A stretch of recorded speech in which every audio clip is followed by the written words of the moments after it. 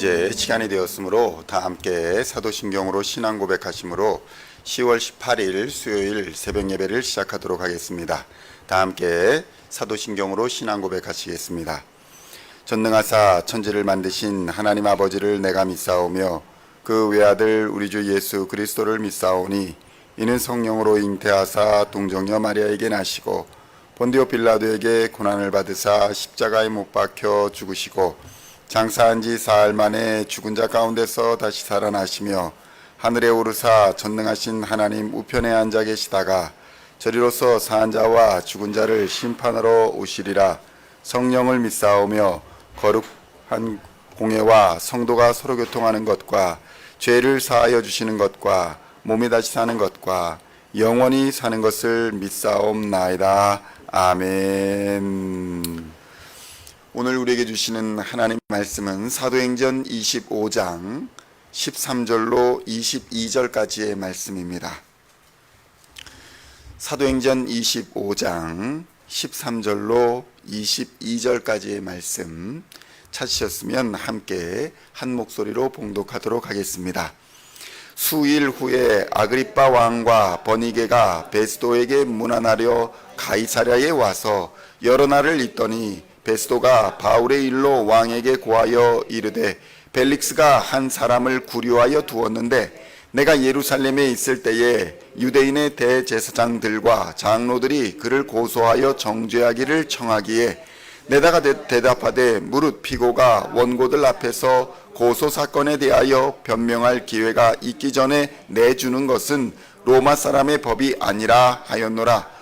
그러므로 그들이 나와 함께 여기 오매 내가 지체하지 아니하고 이튿날 재판자리에 앉아 명하여 그 사람을 데려왔으나 원고들이 서서 내가 짐작하던 것 같은 악행의 혐의는 하나도 제시하지 아니하고 오직 자기들의 종교와 또는 예수라 하는 이가 죽은 것을 살아 있다고 바울이 주장하는 그 일에 관한 문제로 고발하는 것뿐이라. 내가 이 일에 대하여 어떻게 심리할는지 몰라서 바울에게 묻되 예루살렘에 올라가서 이 일의 신문을 받으려느냐 한즉 바울은 황제의 판결을 받도록 자기를 지켜주기를 호소하므로 내가 그를 가이사에게 보내기까지 지켜두라 명하였노라 하니 아그리빠가 베스도에게 이르되 나도 이 사람의 말을 듣고자 하노라. 베스도가 이르되 내일 들으시리이다 하더라. 아멘. 할렐루야. 오늘은 사도행전 25장 13절로 22절의 말씀을 본문으로 내 눈에 보이지 않아도 라는 제목으로 은혜의 말씀을 함께 나누고자 합니다. 성도 여러분, 우리의 생각, 우리의 지식, 우리의 이성, 우리의 시야는 한계가 있어서 완벽하게 준비하고 대비하는 것이 불가능하다는 것을 우리는 인정할 필요가 있습니다.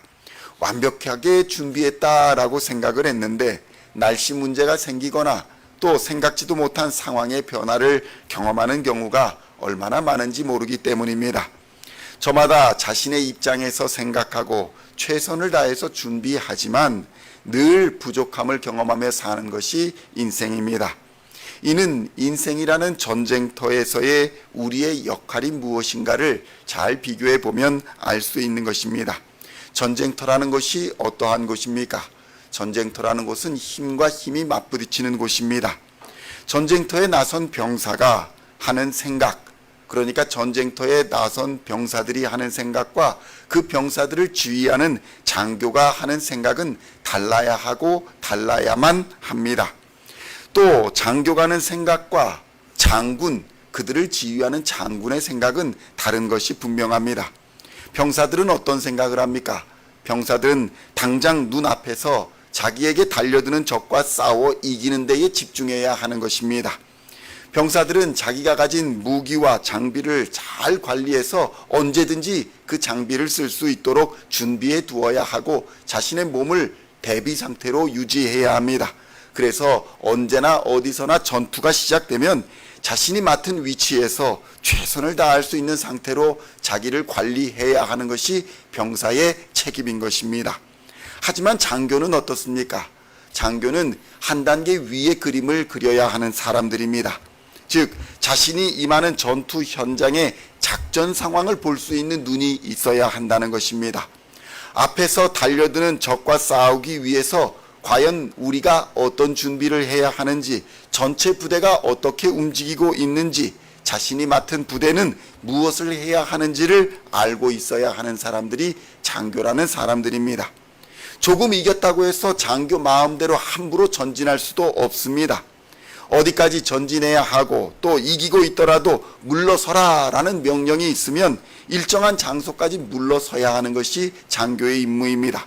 또 반대로 지고 있는 상황일지라도 물러서야 하는 상황일지라도 물러서지 말라라는 명령이 있으면 끝까지 전선을 사수해야 하는 사람이 장교들인 것입니다. 그러면서도 언제쯤이면 멈추고 또 철수할 것인지도 생각해야 하는 사람들입니다. 후퇴하면서도 다시 반격할 때를 생각해야 하고 싸우면서도 철수할 때를 생각하는 사람들이 바로 장교들입니다.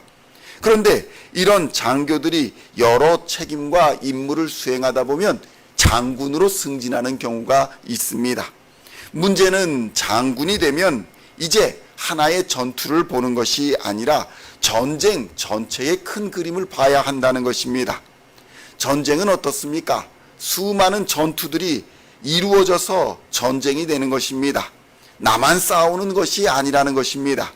특수부대를 전투에 보내야 될 때도 있고 공중과 지상의 합동 작전을 벌여야 될 때도 있습니다. 기갑부대를 보내야 될 때도 있고 해군과 함께 싸워야 할 때도 있습니다. 한 사람 한 사람이 아니라 전체를 보면서 언제 어디에 집중해야 전쟁을 승리로 이끌 수 있는지를 보아야 하는 사람들이 바로 장군인 것입니다. 그런데 성도 여러분, 우리의 신앙생활도 이와 마찬가지입니다. 개인마다 신앙의 전투를 하는 것 같지만 더 큰 전투와 전쟁이 벌어지고 있다는 사실을 우리는 깨달을 수 있어야 하는 것입니다. 전투에서도 또 병사이면서도 전투에 나아가면 병사이면서도 장교의 생각을 하는 사람이 있고 장교이면서도 병사의 생각을 하는 사람들이 있습니다. 장교인데도 병사의 목밖에는 하지 못하는 것입니다. 이런 사람들이 전투에 나서면 전쟁에서 패할 수밖에 없는 것입니다. 장군들은 이러한 사람들을 잘 분별해서 어떤 사람을 장교로 삼을 거냐, 어떤 사람을 지휘관으로 삼을 거냐, 어떻게 교체해야 할 거냐 고민해야 하는 것입니다. 그런데 하나님의 일도 마찬가지라는 것입니다. 우리의 생각으로는 알 수 없는 일도 있고 우리의 생각으로는 불가능한 일이라 라고 생각하지만 하나님의 생각과 하나님의 계획을 따라 맡겨주시는 사명을 우리는 믿음의 군사로서의 책임을 가지고 잘 감당해야 한다는 것입니다. 이것이 바로 직분자의 사명인 것입니다. 이렇게 우리의 개인에게 맡겨진 신앙의 전투를 잘 감당할 때에 하나님께서는 지휘할 수 있는 직분자, 권사, 집사, 장로로서 세워주시고 하나님의 일에 더 큰 사명을 맡겨주시며 더 큰 일도 감당할 수 있도록 능력을 부어주시더라는 것입니다.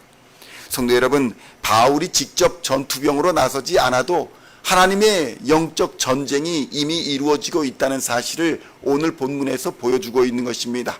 바울이 직접 등장하지 않아도 아그리빠 왕이나 베스도나 여러 인물들이 등장하여서 이 일에 관하여 토의하고 토론하며 궁금해하고 하나님의 일에 동참하고 있는 것을 우리는 볼 수 있어야 하는 것입니다.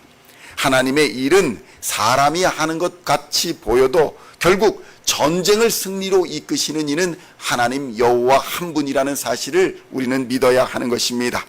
하나님의 인도하심을 깨닫고 그 작전을 따라서 큰 그림을 보며 움직여야 하는 것이 바로 그리스도인인 것입니다. 사도행전 25장 13절로 16절의 말씀 함께 봉독하겠습니다. 수일 후에 아그리빠 왕과 버니게가 베스도에게 문안하러 가이사랴에 와서 여러 날을 있더니 베스도가 바울의 일로 왕에게 구하여 이르되 벨릭스가 한 사람을 구류하여 두었는데 내가 예루살렘에 있을 때에 유대인의 대제사장들과 장로들이 그를 고소하여 정죄하기를 청하기에 내가 대답하되 무릇 피고가 원고들 앞에서 고소사건에 대하여 변명할 기회가 있기 전에 내주는 것은 로마 사람의 법이 아니라 하였노라. 성도 여러분, 무슨 일이 일어나고 있습니까? 그들은 로마법에 대해서 이야기하고 있지만 결국에는 하나님의 계획이 진행되고 있는 것입니다. 우리가 세상의 법을 따라 살고 있는 것 같지만 결국 이 법을 따라 하나님이 합력하여 선을 이루게 하실 것을 우리는 믿어야 하는 것입니다. 바울이 이 상황을 어떻게 할 수 있는 것이 아닙니다. 바울이 등장해서 야 이렇게 하자 저렇게 하자 할 수 있는 상황이 아니었습니다. 하나님의 큰 그림은 하나님의 역사하심이 없이는 일개 바울이 감당할 수 있는 일은 아무것도 없었다는 것입니다. 우리의 신앙도 이와 마찬가지입니다. 당장 내 앞의 일만 보는 사람들은 내 앞의 일만 걱정하고 나만 생각합니다. 그런데 그러한 사람들은 하나님의 나라에 합당한 군사가 아니라고 성경은 경고하고 있는 것입니다. 군사로 부름을 받은 사람들은 지휘관의 명령에 따라서 자신의 생각과 자신의 계획을 접고 싸움에 임해야 하는 것입니다. 그래야 작은 전투에 패배하는 것처럼 보일 때에도 전쟁에서는 승리하는 큰 그림을 그릴 수 있다는 것입니다. 사도행전 25장 21절로 22절의 말씀을 함께 봉독하겠습니다. 바울은 황제의 판결을 받도록 자기를 지켜주기를 호소하므로 내가 그를 가이사에게 보내기까지 지켜두라 명하였노라 하니 아그리빠가 베스도에게 이르되 나도 이 사람의 말을 듣고자 하노라. 베스도가 이르되 내일 들으시리이다 하더라. 아멘. 성도 여러분, 선교사의 사명이 무엇입니까? 선교사는 여기저기로 다니며 복음을 전하고 여기저기로 다니며 예수 그리스도의 이름을 선포하는 것입니다. 그런데 바울은 지금 어떤 상황입니까? 감옥에 갇혀 있습니다. 2년이 넘게 아무 일도 못하고 있는 것처럼 보입니다. 바울은 패배한 것처럼 보였습니다. 예수 그리스도의 복음을 전하지 못하고 있는 것처럼 보였습니다. 그러나 작은 전투에 패배하고 있는 것처럼 보이나 큰 전쟁에서는 승리하게 하시는 하나님의 놀라운 역사가 이미 이루어지고 있다는 사실을 성경은 우리에게 보여주고 있는 것입니다. 어찌 바울과 같은 그 작은 사람의 일들을 이러한 지도자들이 나서서 말하고 심지어는 로마 황제까지 보여서 그 일을 의논하자 이런 이야기들이 나올 수 있겠습니까? 하나님의 역사하심이 없이는 세상은 변하지 않는다는 사실을 깨달으시기를 또 믿으시기를 우리 주님의 이름으로 축원드립니다. 성도 여러분, 우리가 볼 수 없는 상황과 또 환경과 사람의 마음까지도 다스리시는 하나님이 우리와 함께 하신다는 것을 믿으시기를 우리 주님의 이름으로 축원드립니다. 그리하여 그리스도인의 전투는 반드시 승리하는 모든 큰 전쟁의 일부라는 사실을 믿으시고 오늘도 예수 그리스도의 십자가 군기를 단단히 붙잡으시고 영적 전투와 전쟁에서 하나님의 명령에 순종하여 선한 싸움을 끝까지 싸워 승리하는 우리 시온의 성도님들 다 되시기를 우리 주 예수님의 이름으로 간절히 축원드립니다.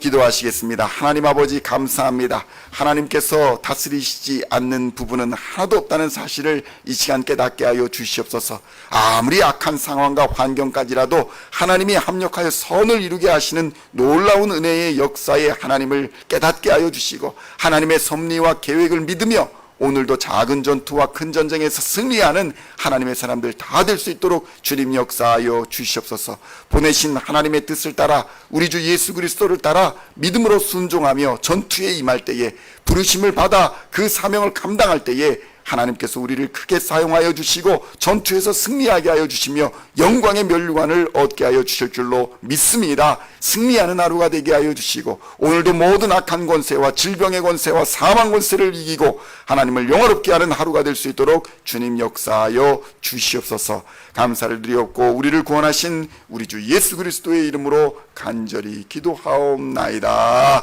아멘.